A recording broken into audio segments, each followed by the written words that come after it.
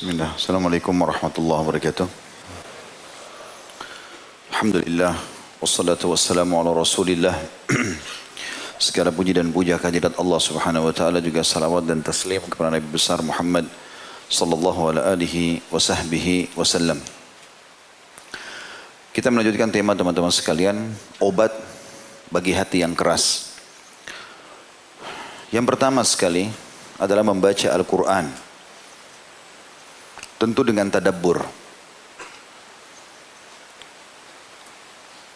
Dan tadabbur ini artinya berusaha memahami maknanya. Kita mungkin dengan terjemahan ya, dibaca. Dan dalam tadabbur Al-Quran ini minimal 10 ayat per hari. Makanya para sahabat mengatakan ridwanullahi alaihim, kami tidak pernah melewati sehari kecuali kami sudah mempelajari 10 ayat Al-Quran dengan memahami maknanya. Kemudian yang kedua adalah sedikitnya makan, mengurangi porsi makan. Boleh makan tadi kita bilang, tapi porsinya dikurangi. Dalam arti kata, coba makan pada saat dibutuhkan. Misal kita lagi lapar, lagi butuh, kebetulan bertamu di rumah orang gitu loh. Kalau enggak ya sudah. Karena banyaknya makanan masuk, berarti kita seperti mensuplai makanan banyak, membuat akhirnya badan merasa sangat rileks, akhirnya banyak tidur dan banyak rentetan yang lain. Kemudian yang ketiga, sholat malam. Dan ini adalah sudah umum tentunya. Umumnya kita bangun, sholat malam, beribadah kepada Allah subhanahu wa ta'ala. Karena sholat sunnah yang paling afdal setelah sholat wajib adalah sholat qiyamul lail. Dan ini kebiasaan orang-orang saleh. Sudah menjadi kebiasaan mereka, tidak mungkin lewat satu malam kecuali sholat malam. Dan Nabi SAW saking rutinnya kerjakan sholat tahajud itu sampai-sampai kalau beliau kelewatan tidur, misalnya bangun sudah azan subuh, maka beliau SAW mengerjakan sebelum waktu duha 12 rakaat. Yang tadinya sholat malam 11 rakaat. Kemudian yang keempat adalah mendekatkan diri kepada Allah di waktu sahur atau di waktu menjelang subuh dengan doa. Jadi doa secara khusus di waktu itu diperlukan. Itu untuk melunakkan hati. Karena orang lebih khusyuk, lebih segala macam. Dan yang kelima, duduk dengan orang-orang soleh. 5 hal ini digabung di satu statement yang disampaikan oleh Ibrahim Al-Khawwash atau Khawwas rahimahullah. Beliau mengatakan dawa'ul qalbi khamsu asya'. Obat hati yang keras ada 5. Qiraatul Quran bit tadabbur. Membaca Al-Quran dengan tadabbur. Wa khala'ul batan. Mengosongkan perut. Itu kata membatasi makanan tadi. Wa qiyamul lail. Selalu rutin bangun sholat malam. Udah nggak boleh lagi lewat malam kecuali antum sholat. Walaupun cuma 2 rakaat. Nanti kalau sehari, 2 hari, seminggu, sebulan terbiasa, kita akan rasakan kenikmatannya dan sudah menjadi sebuah pola. Pada saat itu syaitan sudah nggak bisa goda kita lagi. Karena kalau kita masih stuck di satu tempat, saya pernah kasih gambaran tuh, kita sama syaitan itu seperti orang yang mau lomba lari. Kalau kita masih diam di tempat garis start, maka dia berleluasa untuk menjatuhkan semangat kita. Kau nggak bisa, kau begini, segala macam. Tapi kalau kita mulai lari, walaupun lari kecil, dia kalau mau menggoda kita, dia harus juga berlari.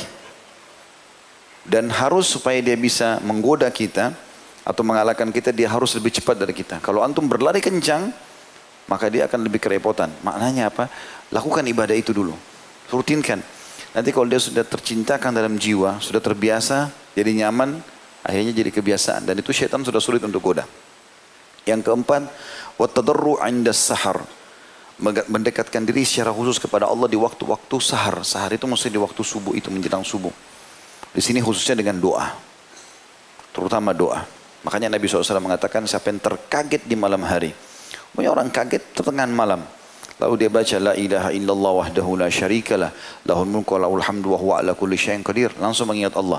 Subhanallah walhamdulillah wa la ilaha illallah Allahu akbar wa la hawla wa la quwata illa billahil aliyil azim. Allahumma gfirli. 3 jenis zikir digabung. La ilaha illallah wahdahu la syarika lah sampai akhir. Subhanallah alhamdulillah wa la ilaha illallah akbar dan wala haula wala quwata illa billahil aliyil azim. Lalu ditambah dengan satu pendek doa, Allahumma gfirli. Ya Allah ampunilah aku. Apa kata Nabi SAW? Maka akan diampuni semua dosanya yang lalu. Kalau dia berdoa, diijabah doanya. Dia memohon ampun, diampuni dosanya. Maaf, kalau dia sholat diterima. Ya, jadi ini resep yang luar biasa. Kemudian yang kelima beliau mengatakan wa mujalasatus salihin, dan duduk ya bersama orang-orang saleh. Ya, jadi berteman sama mereka, dan itu sudah pernah saya bilang teman-teman sekalian. Yang kita harus garis bawahi adalah berteman itu orang saleh dan salehah di majelis ilmu, di masjid. Tidak akan kita temukan mereka banyak di jalan atau di pasar-pasar. Di majelis begini, lihat kalau ada orang baik, orang soleh dan soleh depan kita, kenalan, laki-laki sama laki-laki, perempuan sama perempuan, kemudian jadikan dia sebagai sahabat kita. Imam Ahmad punya sebuah statement berhubungan dengan masalah ini. Di antara statement yang dijelaskan itu adalah, dengan apa, waktu beliau ditanya, dengan apa hati bisa jadi lunak? Maka kata beliau, wahai anakku, kepada orang yang bertanya, dengan makanan yang halal. Maknanya, kalau kau pun harus makan, makan dari sumber yang halal. Sehingga betul-betul bisa selamat daripada masalah tadi. Kemudian yang selanjutnya, yang keenam ya, tadi kan sudah 5 ya. Sebenarnya poin 1 tapi ada 5 hal disebutkan tadi. Tapi saya sudah gabungkan 5. Berarti yang keenam sekarang adalah rutin menghadiri majelis ilmu. Seperti insya Allah antum hadiri seperti sekarang. Akan beda iman kita sebelum hadir dan sesudah hadir. Ini sudah masyhur, gitu kan. Dan para sahabat sangat merindukan majelis Nabi SAW. Sampai dalam sebuah riwayat sahih riwayat Bukhari, Irbad ibn Sariyah yang masyhur radhiyallahu anhu mengatakan, suatu hari kami pernah mengerjakan sholat bersama Nabi SAW. Kemudian setelah sholat beliau menghadap ke arah kami lalu mengingatkan kepada kami peringatan yang melunakkan hati-hati kami dan membuat mata-mata kami menangis. Ya. Jadi memang majelis ilmu itu manfaatnya besar sekali. Jadi kalau antum bubar dan majelis ilmu ini merasa lebih dekat dengan Allah, lebih takut, takut berbuat maksiat, lebih semangat buat ibadah, itu efek ilmu. Kalau sekali antum hadir sejam 2 jam begini bisa berefek, bagaimana kalau setiap hari hadir? Bagaimana kalau setiap saat dengarkan? Yang ketujuh, sering berziarah kubur dan mengingat kematian. Ada murid seorang Imam Ahmad bernama Abu Talib. Dia berkata, seorang laki-laki pernah bertanya kepada Abu Abdillah atau Imam Ahmad tentang bagaimana melunakkan hati. Maka beliau mengatakan, masuklah ke dalam pemakaman. Di situ sejenak renungi dan usaplah kepala anak yatim. Apa yang kita saksi bahasan adalah masalah mendatangi kuburan. Sa'id ibn Jubair rahimahullah berkata, dan Rabi ibn Abi Rashid berkata, "Lau faraka dzikrul mauti qalbi sa'a khasyitu an yabsuda qalbi." Seandainya mengingat kematian terpisah dari hatiku sekejap saja, dia sempat aku tidak mengingat kalau aku akan mati, maka aku takut hatiku menjadi rusak. Juga Aisyah radhiyallahu anha pernah ditanya tentang keluhan masalah kerasnya hati. Maka beliau berkata, perbanyaklah mengingat kematian. Engkau akan mendapatkan apa yang kau inginkan. Jadi kalau kau selalu ingat mati, ingat kalau kau akan meninggal dunia, sesehat apapun badanmu, setinggi apapun jabatanmu, sebanyak apapun hartamu, tetap kau akan meninggal dunia, maka hatimu akan lunak. Kemudian wanita yang tadi minta nasihat kepada Aisyah pun mengerjakan. Setelah itu dia pun mendapat petunjuk di hatinya dan bersyukur tentang perasaan itu. Ya, subhanallah, saya beberapa hari yang lalu saya sempat mendapatkan informasi dari teman-teman, ada seorang pengusaha, kalau tidak salah dari Kuwait. Orang ini kaya raya, punya pesawat pribadi, punya mobil, gudang di rumahnya, gudang emas, ada gudang emas, ada segala macam, kaya raya. Terakhir situ tulisannya, ujung-ujungnya dia ke sini. Jadi di foto, banyak foto tentang hartanya itu, pesawat pribadinya dengan warnanya, seragam dengan warna mobilnya, rumahnya, gudang emasnya, perhiasan-perhiasan, segala macam hal. Mobil yang mahal-mahal tertata di halaman dia. Terakhir di sebelahnya ada foto kuburan dia. Tanah, gundukan tanah sama batu di kepalanya. Itu bahasanya adalah, inilah akhir perjalanan seorang miliarder Kuwait. Bukan tidak boleh mengumpulkan harta, tapi harus sadar teman-teman, kita akan kembali ke sana. Dan sebagaimana kita lahir dalam kondisi hanya menggunakan satu kain selimut pada saat kita lahir, telanjang lahir kita juga meninggal begitu. Telanjang semua, nggak ada lagi nih jabatan, ya semuanya perangkat-perangkat semua, ya ini tidak akan dibawa. Semua hanya jadi kenangan. Oh itu mobilnya fulan, oh itu sepatunya dia, oh itu istrinya, oh itu suaminya, oh itu anaknya. Selesai. Itu bahan ceritanya orang. Tapi antum bertanggung jawab sendiri di depan Allah hari kiamat.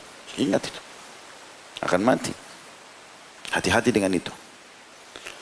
Kemudian yang selanjutnya adalah berbuat baik dengan semua orang miskin, orang yang susah. Ini yang keberapa? Yang ke-8, berbuat baik. Jadi selalu melihat orang yang lebih susah dari kita teman-teman. Banyakkan orang subhanallah hatinya keras karena dia sengaja cari tempat yang eksklusif. Dia tidak pernah mau berbaur sama orang. Keluar tidak pernah mau lihat keadaan. Jalan lihat. Di Jakarta ini banyak sekali pelajaran bisa kita ambil. Rumah-rumah orang berdempetan.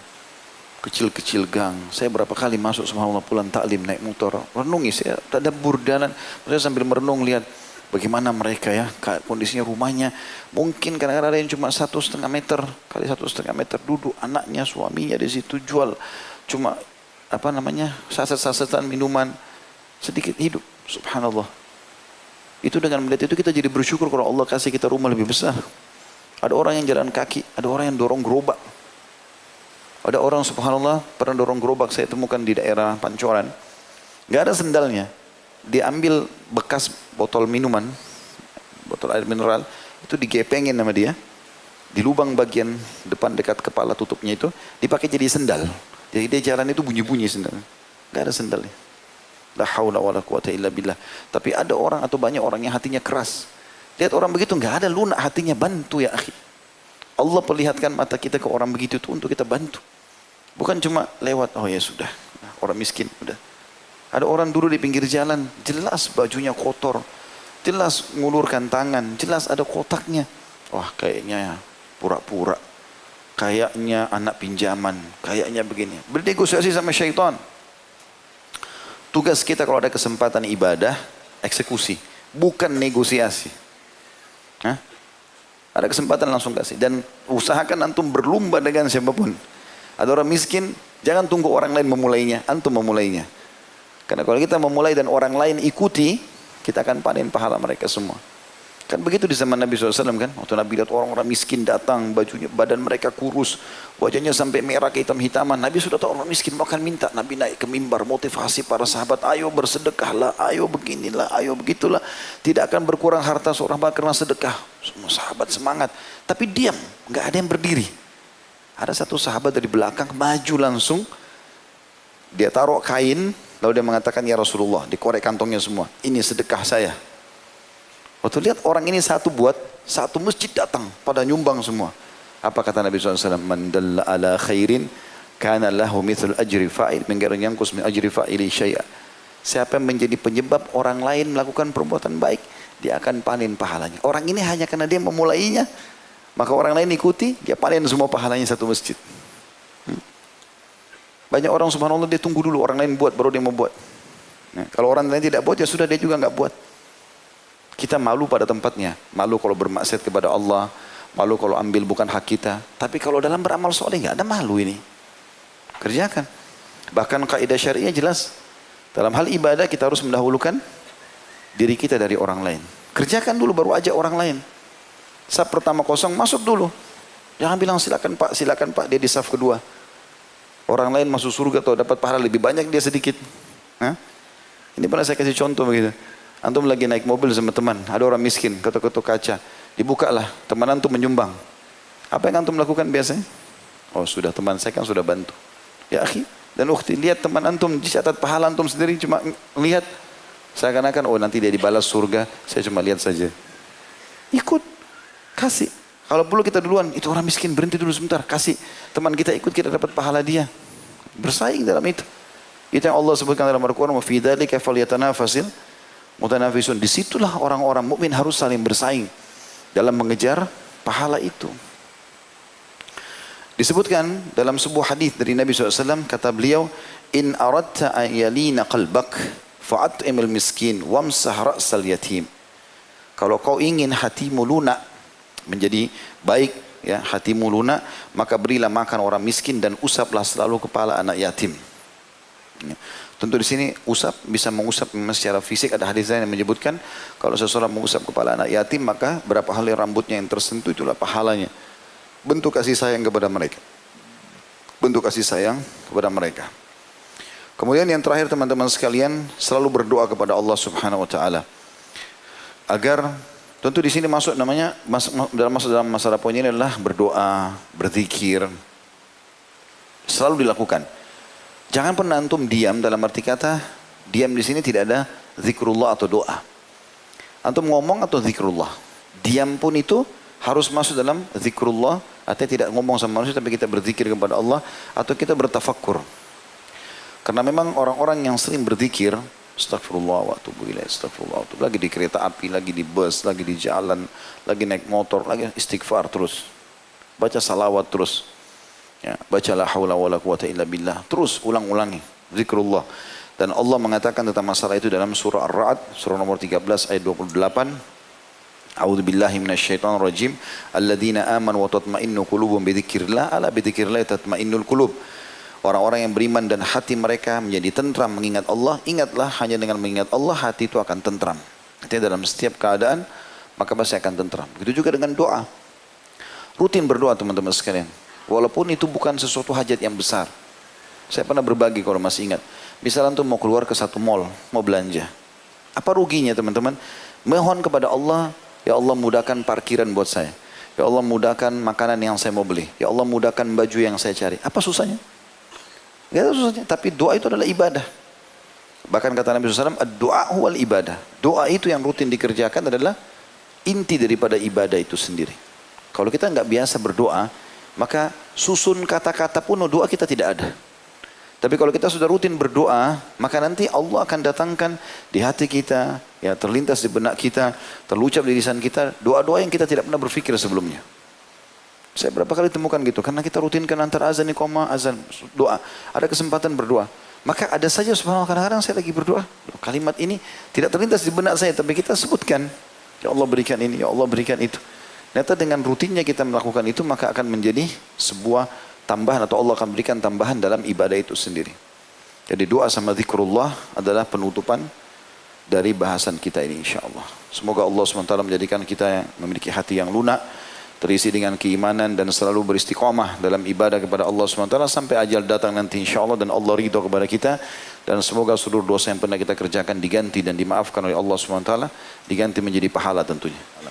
Baik insyaAllah kita akan bertemu lagi di Rabu akan datang dengan izin Allah SWT. Dan hari Sabtu insyaAllah akan ada serial sahabat kita seperti biasa. Saya mengajak teman-teman untuk datang dan juga menyebarluaskan informasi itu. Kita akan menjawab atau menjelaskan insyaAllah sahabat yang mulia Abu Ayyub Al-Ansari radhiyallahu anhu.